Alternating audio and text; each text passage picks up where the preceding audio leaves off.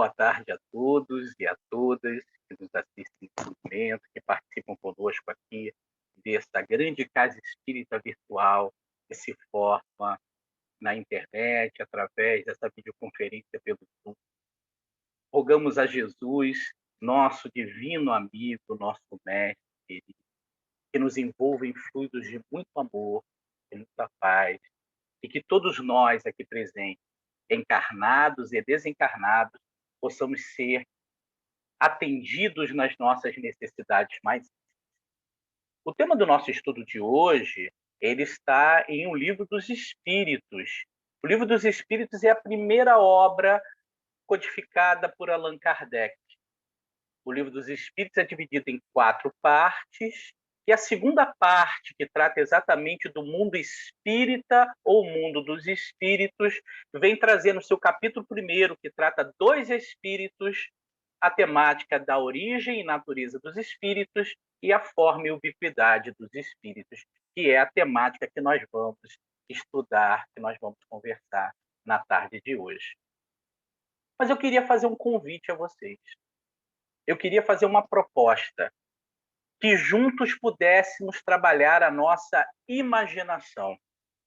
E nessa proposta de trabalharmos a imaginação, nós vamos considerar, hipoteticamente, né, imaginando que Allan Kardec, que trabalha o Livro dos Espíritos, elaborando perguntas aos espíritos e aos espíritos superiores respondendo essas perguntas que compõem o corpo doutrinário do Livro dos Espíritos. Vamos imaginar que fosse no momento atual, que trouxéssemos Kardec para a contemporaneidade, para o nosso tempo. O nosso tempo em que a televisão é a mídia principal, a mídia que mais nos impacta, a mídia que principalmente nos cativa, não é? Todos os brasileiros, vamos trabalhar particularmente mais próximo à nossa realidade, os brasileiros assistem televisão, consomem os produtos da televisão, e um dos tipos de programa da atualidade, um dos tipos de programa mais comercializado, mais consumido, mesmo na TV aberta, são chamados programas de entrevista. Existem vários formatos de programas de entrevista.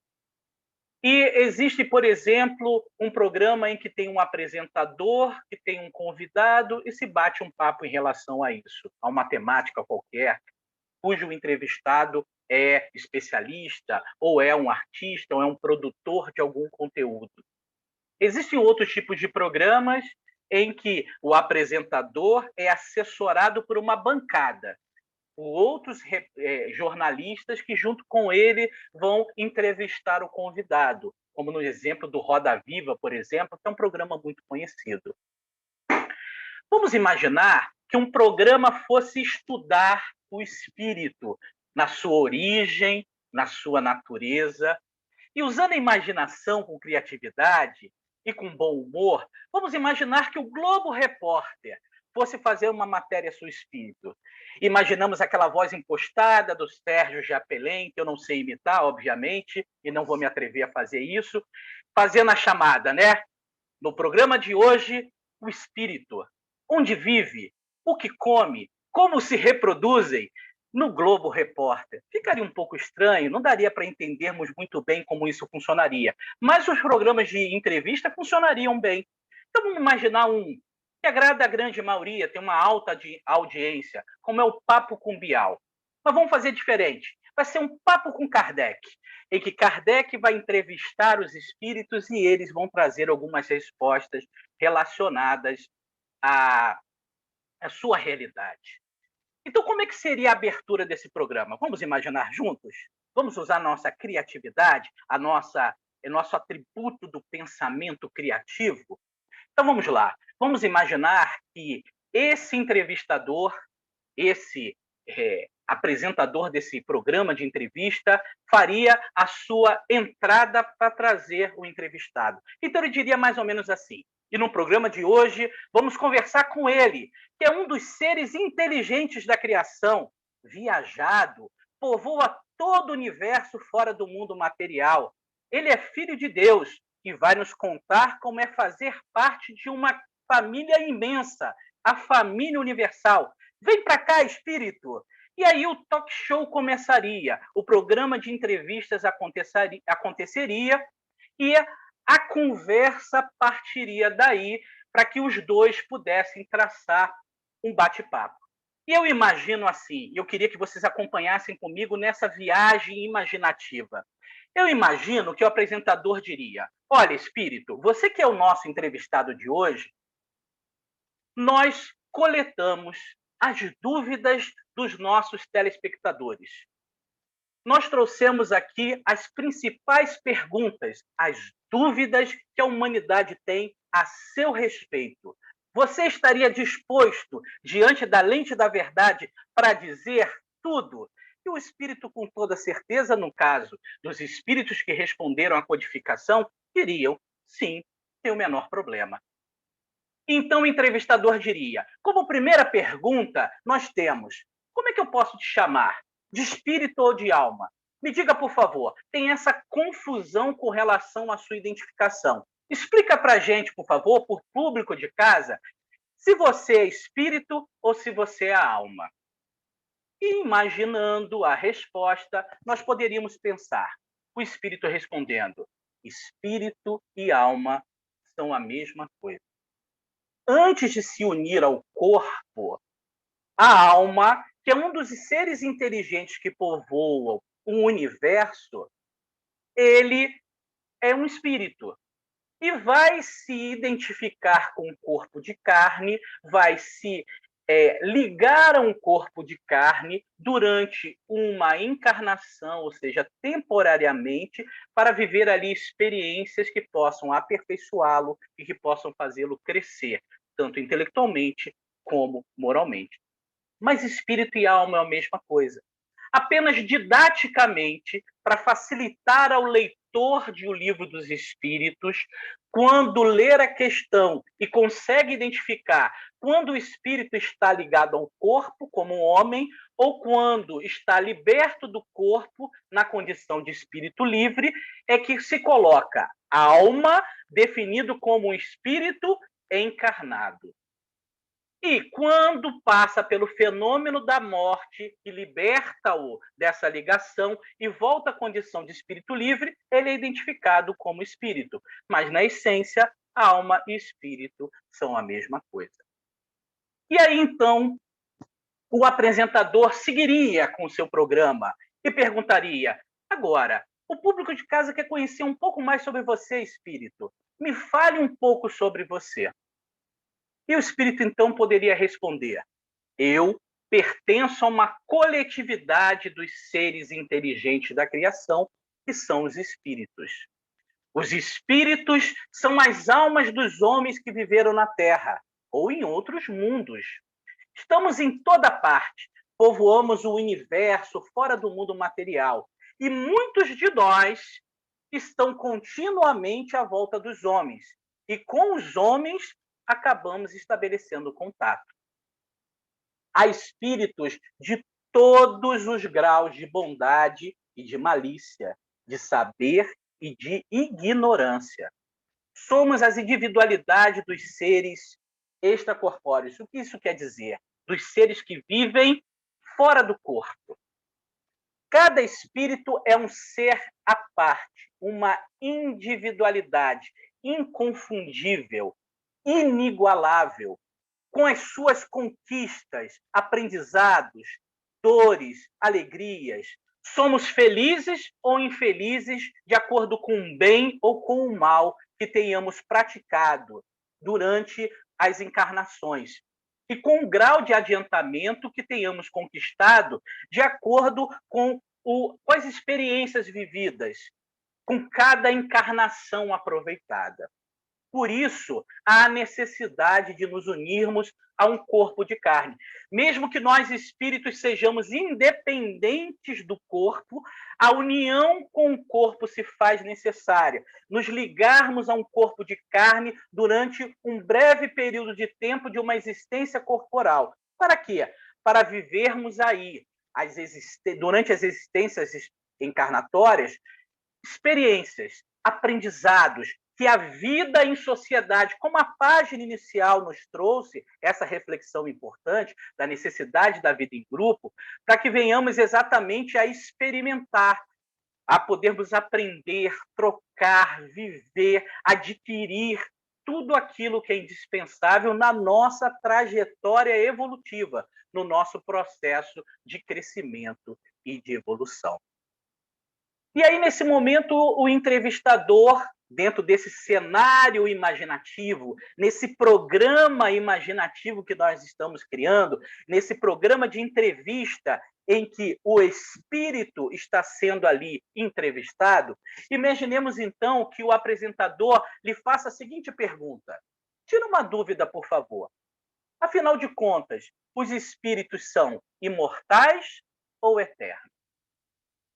E eu fico imaginando o espírito coçando a cabeça, rindo um pouco, dizendo assim: os espíritos foram criados por Deus, que é a inteligência suprema e a causa primária de todas as coisas.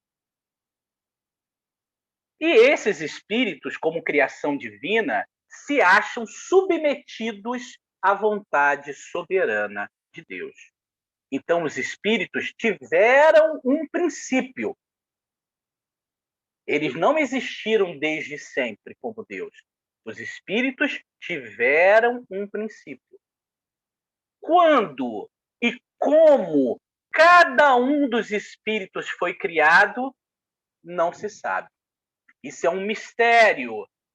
E só quando chegarmos à perfeição, só quando chegarmos a adquirir todas as ciências e vivermos todas as experiências que são necessárias para chegarmos à perfeição, aí veremos a Deus e compreenderemos ao Senhor da vida e as suas leis. A partir daí, nós compreenderemos como foi o princípio das coisas.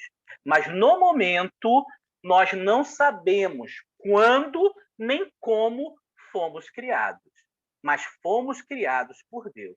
Porque se os espíritos tivessem o seu princípio desde sempre e nunca tivessem fim, eles seriam iguais a Deus, que é o único ser no universo que não teve começo e não terá fim. A própria expressão Jeová em hebraico significa os 3 tempos do verbo ser: aquele que era, que é e que será, para representar essa ideia de Deus eterno. Porque se pensarmos que Deus teve um princípio, teríamos que acreditar que algo ou alguém criou o Senhor da vida. Então ele seria criatura e não o eterno Criador. Já no caso dos espíritos, nós fomos criados por Deus. Então tivemos um princípio, que nós não sabemos quando nem como ocorreu. Mas o mais importante é que nós nunca teremos fim. Por isso, os espíritos, todos nós, espíritos, somos imortais. E eu quero dizer, ainda na figura do espírito entrevistado, a todos que nos assistem, aos telespectadores, que vocês também são espíritos imortais. Mesmo utilizando um corpo físico temporariamente, na atual encarnação que se encontram, são espíritos imortais, porque o espírito independe do corpo. O corpo sofre as alterações, sofre as modificações, sofre todos os tipos de transformações naturais da matéria tangível, inclusive a sua decomposição para formar novos corpos. Mas a alma, essa não sofrerá esse tipo de alteração e permanecerá com a sua individualidade intacta. É assim que nós, espíritos, comprovamos a nossa imortalidade. Porque quando nos comunicamos com os homens através das comunicações mediúnicas, nós ali nas comunicações, sejam através da psicofonia, a fala, seja através da psicografia, a escrita, ou até mesmo da vidência, nós demonstramos que nos mantemos intactos na nossa individualidade, os mesmos de antes. com todo o conjunto dos nossos conhecimentos. A morte não altera a realidade do ser espiritual que somos. Continuaremos na realidade espiritual, no mundo espiritual, exatamente da forma como nos conduzimos na vida.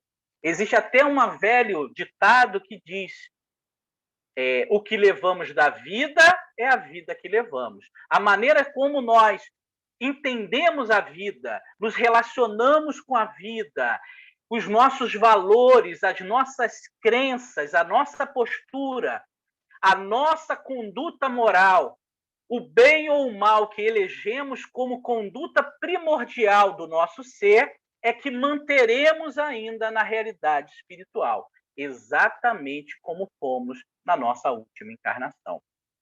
Então, não é a morte não nos transforma.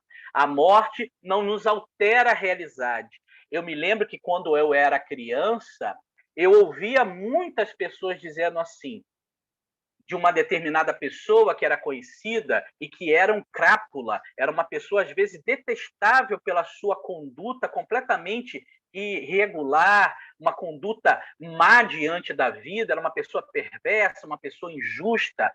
Pelo simples fato de morrer, todos começavam a tratá-la como se fosse um anjo de candura, como se a morte determinasse essa alteração. Isso, na verdade, é uma lenda, não é uma realidade. É uma crença, uma ficção, que às vezes nasce exatamente da nossa dúvida, né? Da nossa falta de conhecimento sobre a realidade espiritual, que a doutrina espírita vem nos esclarecer, vem nos explicar de maneira tão clara, de maneira tão cristalina, tão compreensível pela razão, como está apresentado principalmente em um livro dos Espíritos, que é o arcabouço, é a síntese principal da doutrina espírita.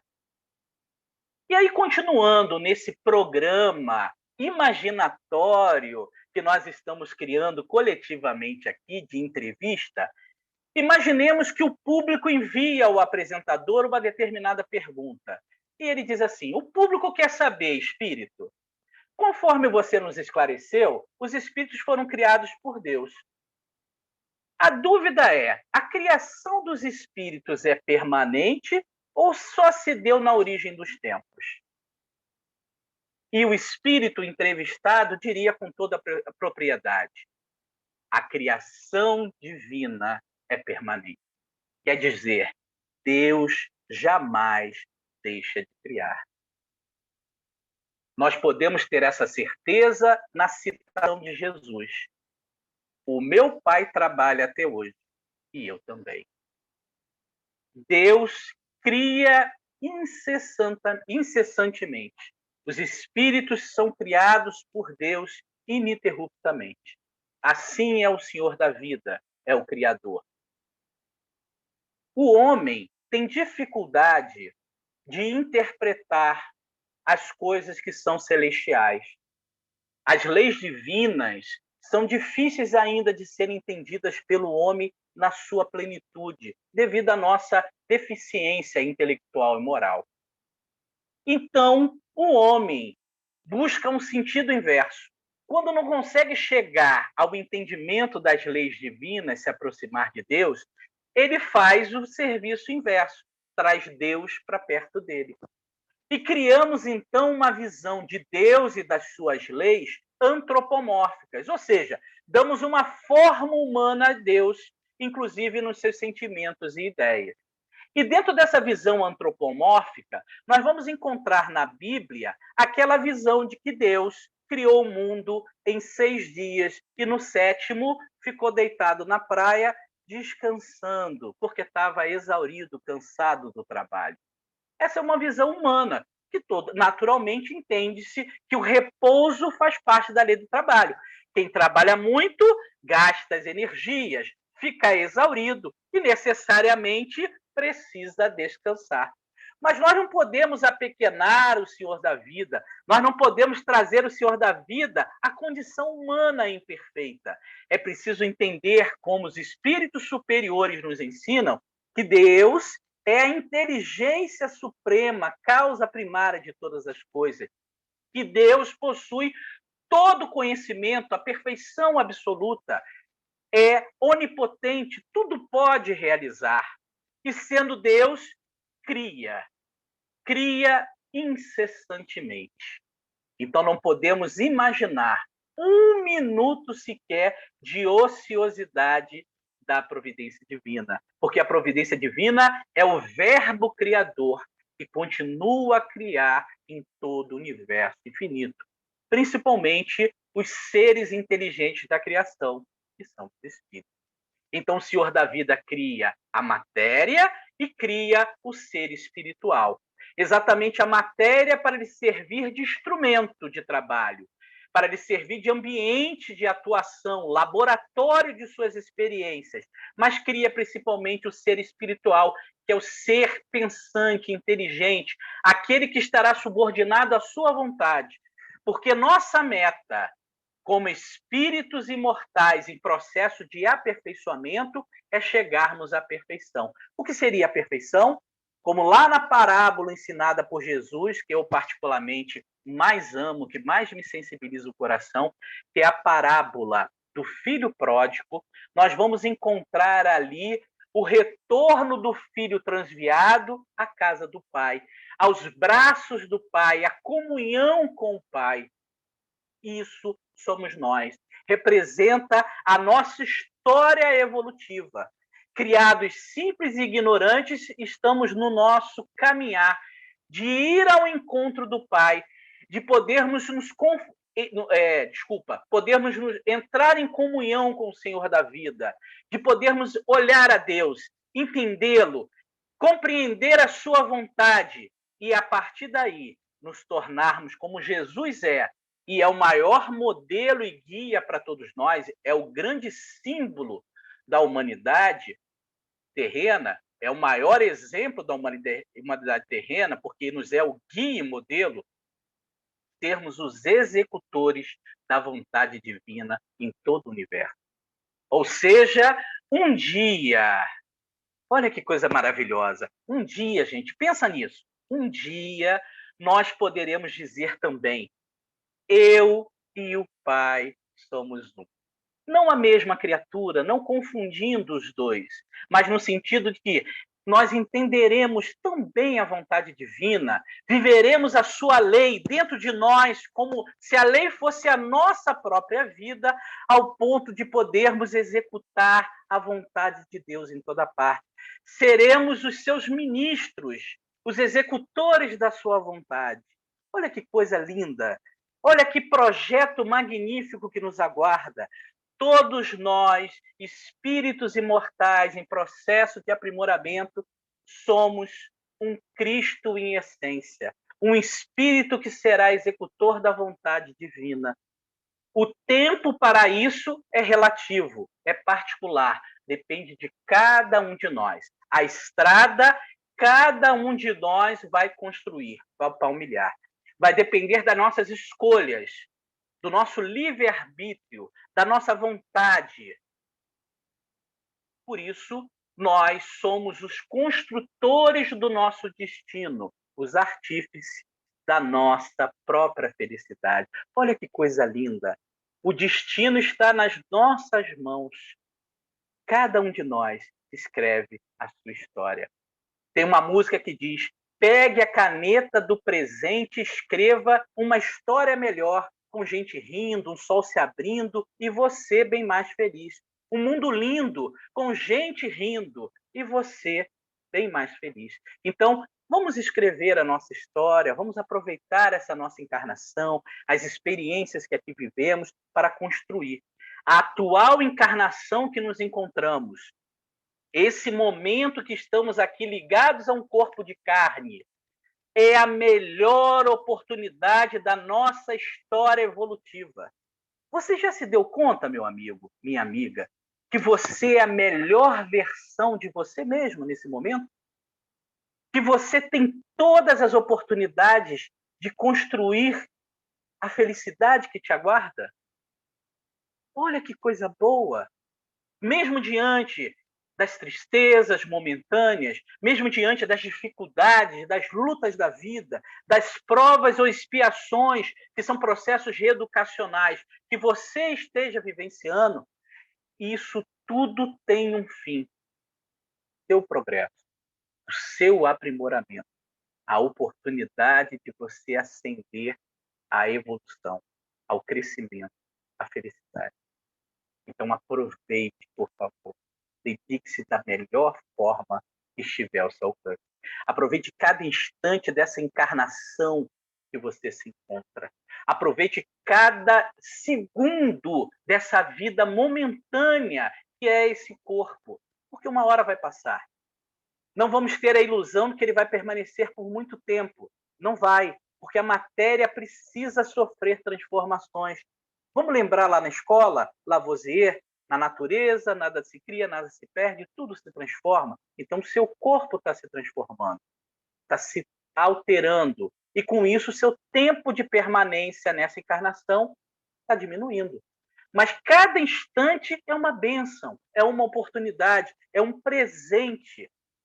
Vamos sair da ilusão que muitas vezes nós criamos de que a encarnação vai durar muitos anos e que a morte é uma possibilidade distante, que vai aguardar a minha vontade, o meu momento. Não vamos nos enganar. Ninguém sabe que hora a passagem está carimbada de retorno. Pode ser que sejamos surpreendidos e o sino lá do embarque seja chamado. E aí? Será que teremos feito o suficiente? Então vamos aproveitar esse momento. Nós, como espíritos imortais, recebemos do Senhor da vida o presente da atual encarnação. E cada encarnação é cuidadosamente planejada, é cuidadosamente elaborada. Desde a escolha dos espíritos em que vamos encarnar, do corpo que teremos, das aparências e do sexo biológico que iremos experimentar, do núcleo social que estaremos inseridos, das condições genéticas, das predisposições orgânicas, das experiências de saúde ou da falta dela, no caso da experiência da doença. Tudo isso é cuidadosamente analisado, planejado, para que sirva de laboratório, de vivência, de aprendizado nessa grande escola da vida, que é a encarnação. Então, saibamos aproveitar essa oportunidade. O corpo é para nós um instrumento muito importante, um instrumento que precisamos utilizar, que precisamos conduzir com sabedoria, porque o corpo não pensa. Quem pensa é o ser moral, o espírito. E o espírito governa as funções do corpo. E que saibamos, então, como gratidão ao Senhor da vida, valorizando a grata oportunidade que ele nos concedeu da encarnação, administrar o nosso corpo e as oportunidades da atual encarnação. Agradecendo a Deus aonde estamos, com quem estamos convivendo, com o corpo que me encontro e vivendo as experiências que vivo, porque tudo isso é propício para a minha própria evolução. É para o meu bem, é para o meu crescimento. Então, diante dessa resposta, esse nosso hipotético apresentador iria formular nova pergunta. Tudo bem. Os espíritos compõem um mundo à parte, fora daquele que vemos? E o espírito, então, responderia que sim. Os espíritos ocupam, vivem no mundo dos espíritos, ou no mundo espírita, no mundo das inteligências extracorpóreas. Então, ele explicaria que os espíritos vivem uma realidade que lhe é própria. Vamos pensar juntos? Na natureza, nós percebemos isso. Os peixes são adaptados por natureza para viver uma realidade que lhe é própria, que é o mar, que é na água. Se eles não fossem adaptados, não conseguiriam viver aquele ambiente.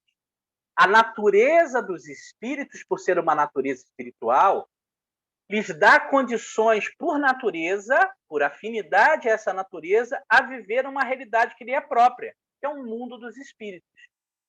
E aí, diante dessa resposta, olha o que eu imagino que o apresentador desse programa de entrevistas diria ao seu entrevistado espírito.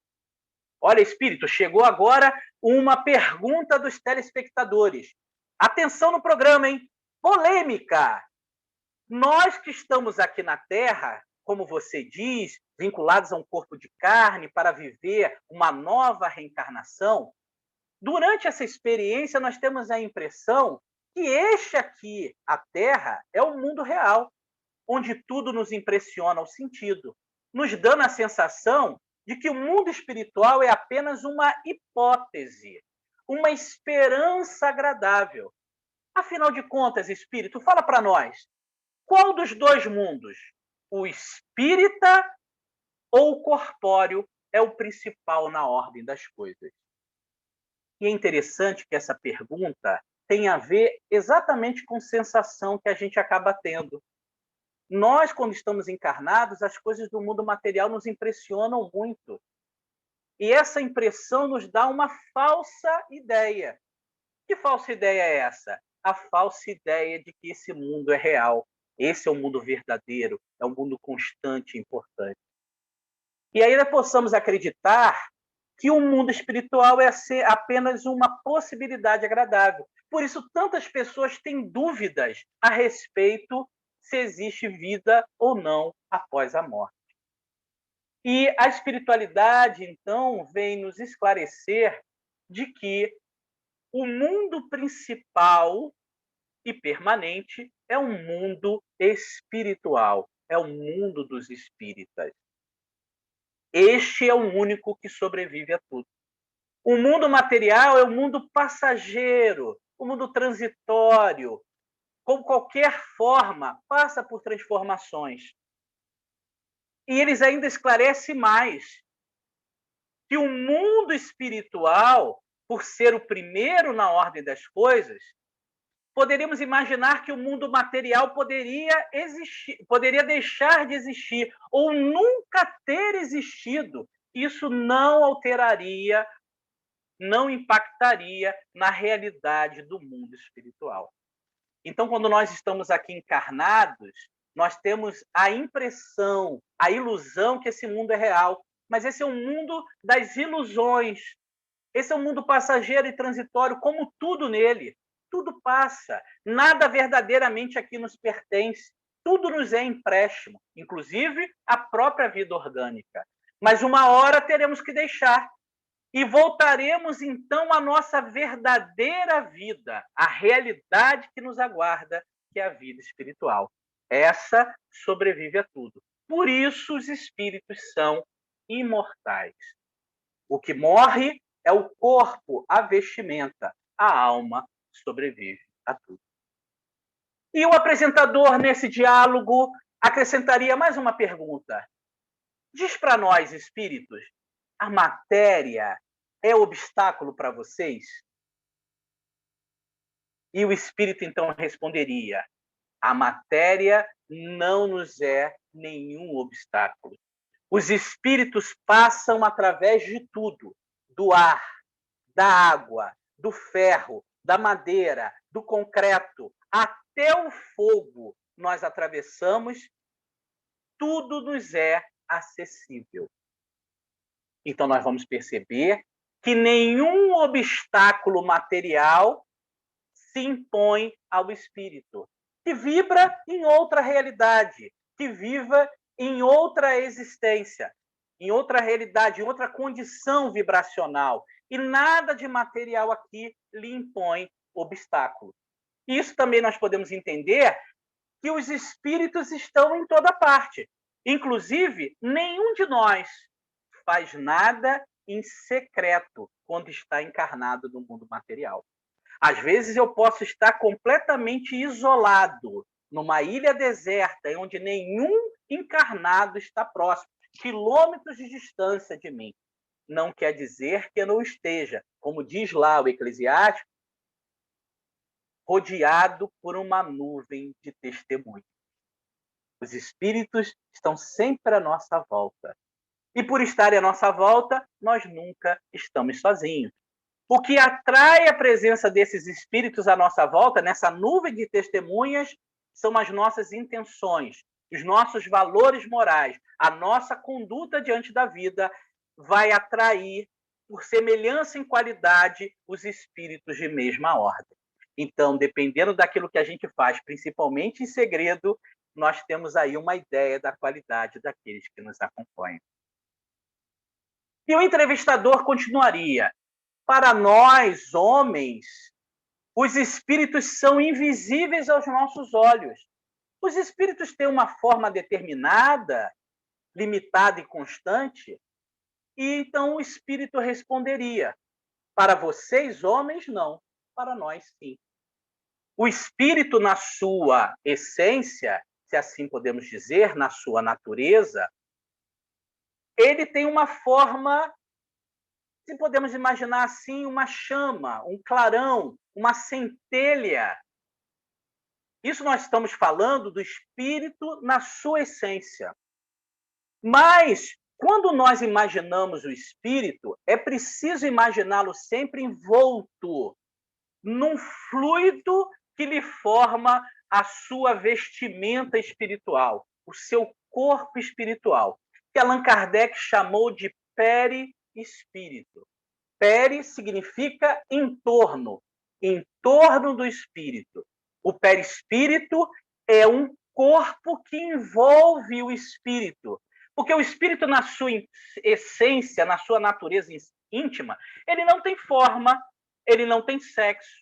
O que vai lhe dar essa aparência humana, que é apreciável por nós, é exatamente o perispírito, esse corpo espiritual de relação.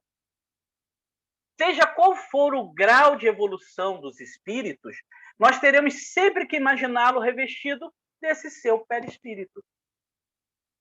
E é interessante observar que o perispírito, ele serve durante a encarnação como como modelador biológico do nosso corpo físico. É ele que é ligado, quando nós estamos revestidos, como nós estamos revestidos do perispírito, quando nós vamos encarnar, nós somos ligados ao novo corpo em formação a partir da formação da célula ovo, que é a primeira célula, depois da fecundação. E essa célula ovo, quando esse perispírito é ligado do futuro reencarnante, o perispírito, por um automatismo biológico, vai ser a forma. Ela vai conduzir o processo de mitose, que é a divisão celular, para a formação do nosso corpo. E o corpo perispiritual, que é o perispírito, que tem essa condição modeladora, ele traz todas as características biológicas, que são genéticas e fenóticas, que vão dar a aparência do novo corpo e as suas características orgânicas, como também as características genéticas e predisposições necessárias para a nossa encarnação. É assim que o espírito estará ligado, célula ao novo corpo, e passará a comandar, então, como ser pensante e moral, o corpo que não pensa, mas executa a sua vontade. Então, o espírito pensa, o perispírito, que está ligado célula a célula ao corpo, registra esse comando e transmite ao corpo que executa a vontade. Enquanto o corpo, através dos seus órgãos do sentido, vai então ter uma percepção, vai ter uma sensação do que está acontecendo, transmitir ao perispírito, que vai então comunicar ao ser pensante, que é o espírito, para tomar as decisões necessárias.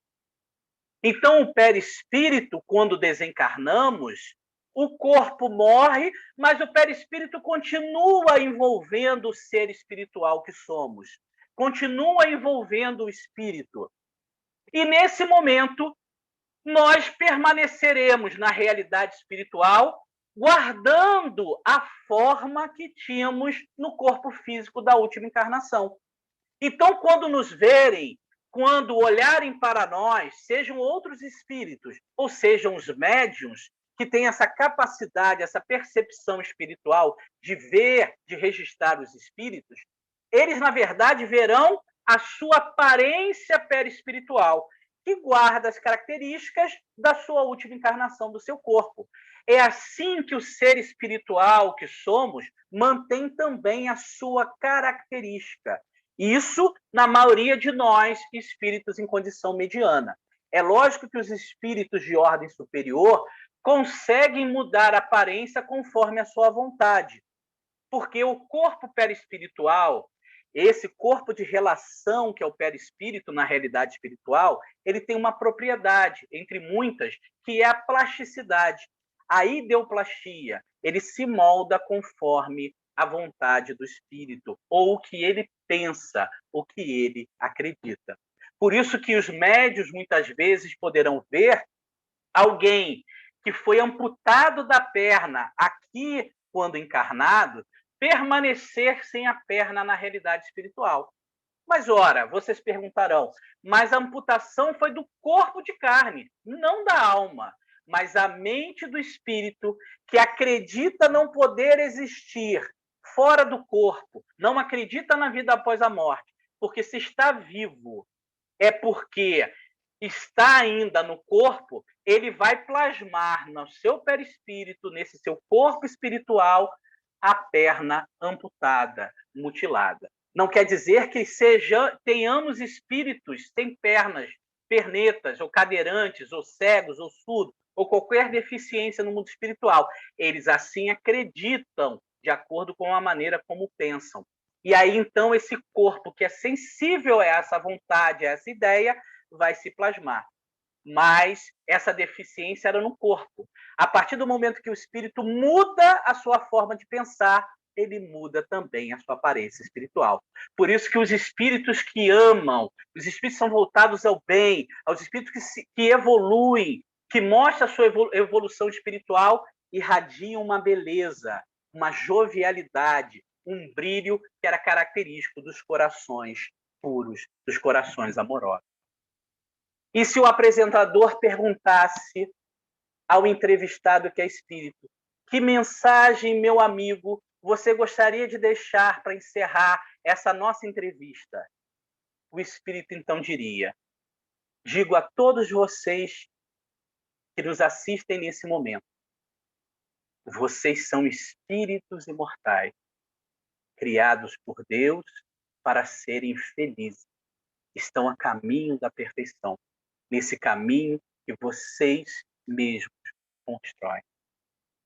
É importante lembrar que a morte não existe além das aparências do corpo. A morte atinge apenas as células orgânicas, mas o ser espiritual que você é permanece intacto, vivo, porque a vida espiritual é ininterrupta. Você se mantém com as suas individualidades, com a sua característica e com a aparência que você tinha na última existência, que faz com que você se torne apreciável pelo pensamento, identificável pelos seres que te amam. Por isso, aquele que você ama, seja um amigo, seja um ente querido da família, seja um vizinho, qualquer pessoa que você ame, tenha certeza, ela está viva, com a aparência que você conheceu, com a individualidade que fez com que você a amasse, que criasse esses vínculos de relação que você se identificou tanto. E ela sente o teu pensamento, ela te acompanha. E agora, livre do corpo, esse seu corpo espiritual, que é o perispírito, tem uma percepção muito mais ampla. Ela capta o teu pensamento, os teus sentimentos, ela sofre contigo. Se tu amas ao teu ente querido, tenha certeza, ele vive. E se tu o amas, tenha confiança, mantenha a esperança, confia em Deus e faz da tua vida o melhor. Se queres demonstrar a Ele o teu amor, transforma a dor da saudade que sentes em trabalho ou bem em nome dele. Estende as tuas mãos e socorre aos que mais necessitam em nome, em homenagem àquele que você ama. E aonde ele estiver, ele sentirá a tua presença. Ora, porque a prece reconecta. Ora, Jesus, pedindo que permita o reencontro, para que no momento na emancipação do corpo durante a noite, no sono, vocês possam se reencontrar, estabelecer os rastros de relação, manter a comunhão do amor que nunca se rompeu, mas matar a saudade. E tenha certeza, eles estão vivos, apreciáveis pelo pensamento, com forma, porque sem forma perderia o sentido.